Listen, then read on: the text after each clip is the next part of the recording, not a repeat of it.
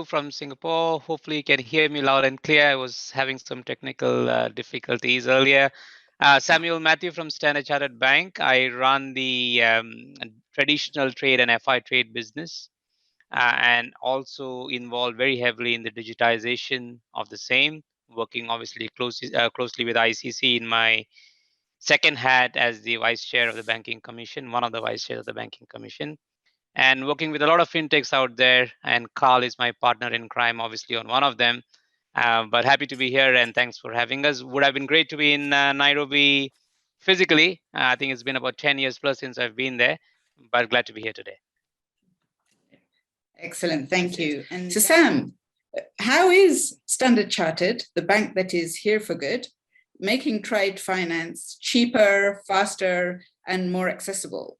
And your Contour's partner in Africa, I don't know how many people here know that, but yes, what profile of client would be able to use a solution like Contour through Standard Chartered? Thanks, Arti. So where do I start? What are we doing to make trade cheaper, faster, better? I think there's a host of things. But before I step into that, let me probably put a little bit of context, right? I think there's been enough said, but when you look at the world of trade finance, there are broadly two buckets, and I guess most of us know this, right? There's the open account or supply chain finance a portion, and then there's the documentary and traditional trade. And the reason the two exist in that way has a fundamental connection to risk. So if a buyer and supplier are very comfortable with each other, you don't really need the bank to play an intermediary role.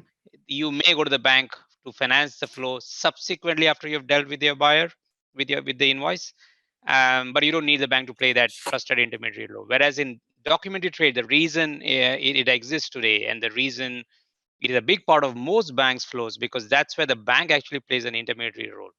And the reason it does that is because the buyer and the seller don't trust each other. And that's especially so when it comes to commodities. You're dealing in 1 million barrels of oil, then at today's prices it is 80-90 million dollars, and you need a bank to verify that the supplier is supplying what he said he's going to be supplying, and the buyer will actually pay, and the supplier doesn't want to take that buy risk. So supplier performance, risk mitigation, financing, settlement, and acting as a real intermediary, and that's where the second bucket becomes important. So my personal view, first of all, is that the open account supply chain finance will be much faster and is becoming digitized much faster because the nature of the beast is different, right? Because all you need is a purchase order invoice data, and if you can validate that data, you should be able to finance that flow. Whereas in the second bucket, you have a host of parties. It is very complex, as Carl alluded to. You need to tie into logistics companies, chamber of commerce, certification companies, bill of lading, and titles, because you need to know that you really are carrying the title or validating the title on behalf of your clients as a bank before you certify that the payment can be done.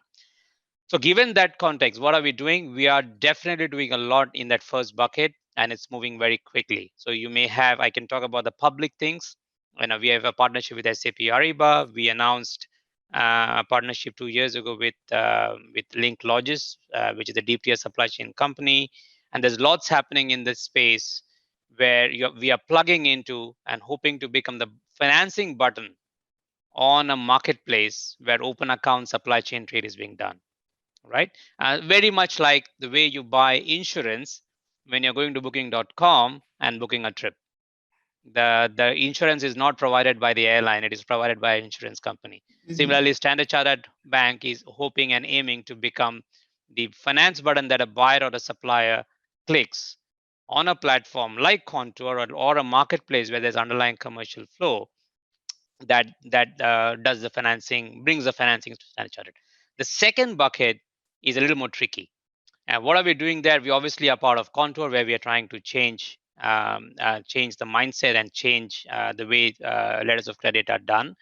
But it's not really the LC that is a problem. The problem is all the participants have to be on the same ecosystem or the same business network. And one of the challenges is there are many of those today, and many of them are only looking at a small part of it, right? either just the shipping piece of it, or just the Chamber of Commerce piece of it, or just the LC issuance piece of it. So the way we are looking at it is, firstly, can we completely digitize the way a client, so if Aarti Shah is a client of the bank, can we first of all make sure that you don't have to come to the bank to issue an LC or issue a guarantee or ask for the status of your transaction? Because that was history, right? So first of all, can we digitize that completely through our own channels, through apps, through API interfaces with platforms that you may be dealing with? That's the first leg. Second is in terms of between us and another bank. Today it is Swift. A lot of documents flow as paper. Can we digitize that part of it? That's where our investment in Contour and partnership with something like Contour comes in, and the various electronic BL solutions we deal with, TradeLens, SDocs, Bolero. There are a few. And then the last mile is obviously settling, which is payments. But I think paper is going to be here for a while. So one of the other things we are doing is looking at AI and artificial intelligence and machine learning based technologies to try and digitize the paper at the first point of contact. So we still get paper at our counters because many countries still need physical paper. So how do we at least extract the data from the paper at the first touch point, such that the remaining processing in the bank can happen in a digital manner, and that will translate into better client experience for our customers. So those are broadly the few things. And I think I was listening to the earlier session from Ziang Fen. There's lots happening in terms of e-commerce. I alluded to that, plugging into those IoTs. How can we do inventory financing based on IoTs? How can we look at AI and data? I alluded to that. So there's lots happening, especially in credit. How do we look at data and transactional credit as opposed to balance sheet lending? Because eventually all of this has to come together.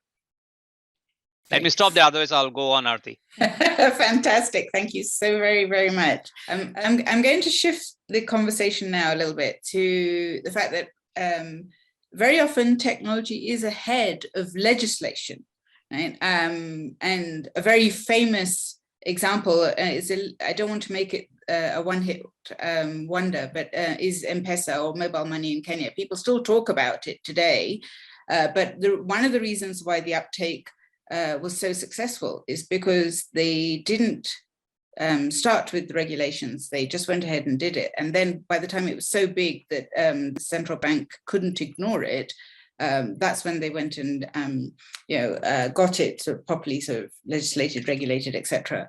And I think that is really the only way technology can scale up, if the law catches up.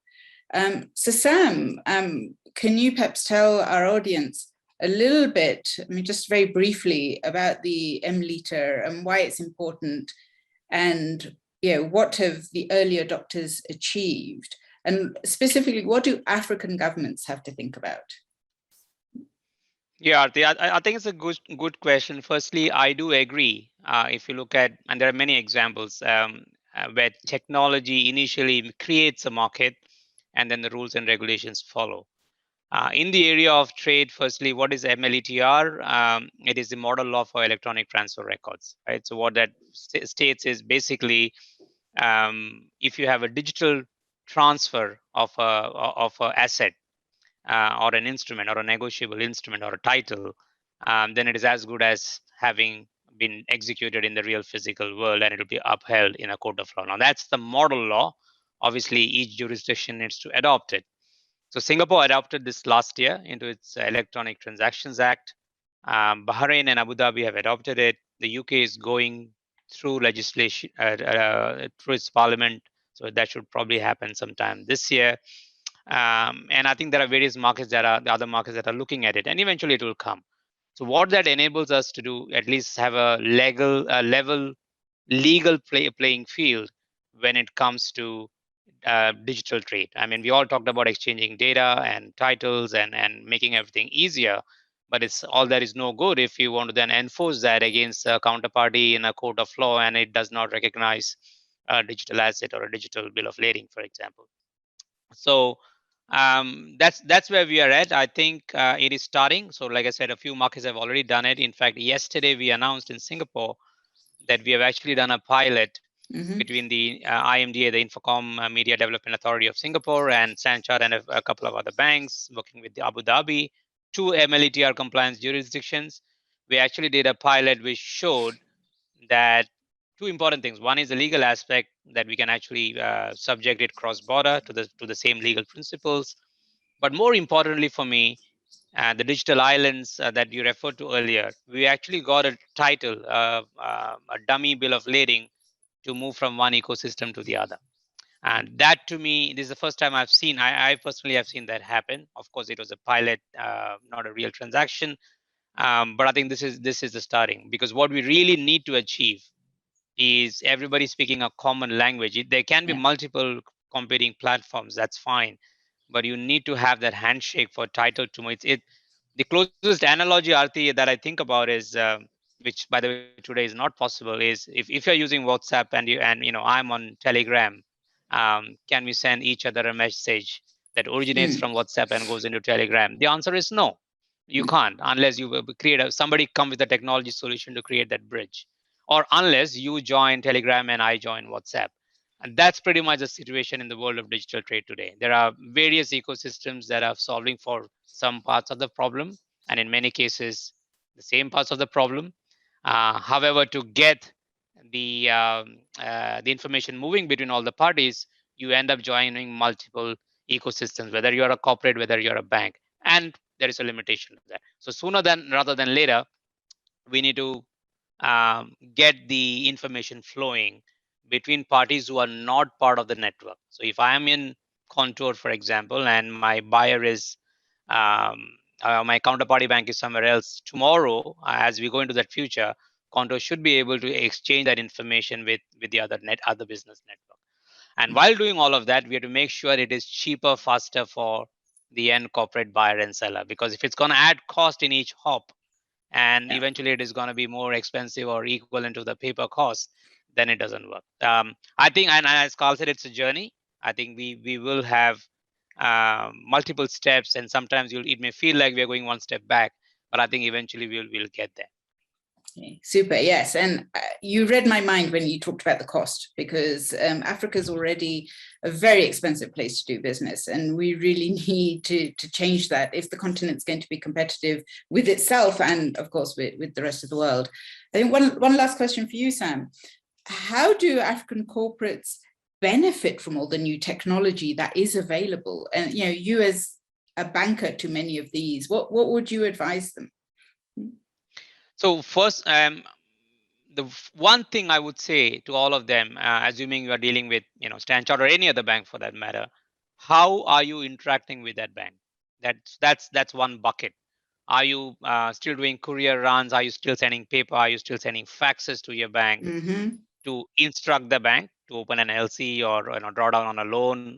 Whatever that instruction is. And how are you getting status back from the bank? Is that also paper? Are you waiting for your bank statements every week or every month?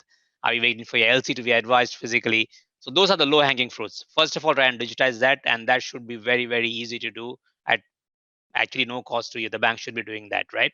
So there should be internet banking, there should be emails, there should be APIs, there should be platforms they can provide to you to integrate, both for the instruction and the information going back. So that's the first part of it. Second, I would say look at your own processes and your counterparties. So if you are buying or selling from Asia or the Middle East, and these counterparties are insisting on opening LCs, consider a platform like Contour, right? Would that make it cheaper, faster, better? And how will that, and in terms of the actual shipment, are those vessels able to, or those carriers able to give you electronic bills of lading? If there's again, the problem I discussed earlier is there are multiple platforms, right? Are those vessels on TradeLens or SDocs or Bolero or Wave? There are 4 or 5 players out there. There are major ones. Eventually, they will need to interoperate, which is the point I was coming to, because there'll be a limit to how many of these platforms the exporter or the importer in Africa will be able to join. So the short answer is look at the low-hanging fruits. Talk to your bank. If it's Standard Chartered Bank, talk to them. Are you using electronic means to send instructions to the bank? Are you using electronic channels of the bank to get information back to you? On the open account side, if you're dealing with open account, which in my view, if with Africa, it should be limited, but that should be very easy to digitize, because it's only purchase order and invoice information on a post facto basis. If it is larger value transactions that involves letters of credit, then talk to us, talk to your banks, look at solutions like Contour that will help you, and TradeLens, which will help you to hopefully digitize the paper and take it away to the extent possible. Great. Thank you. Thanks.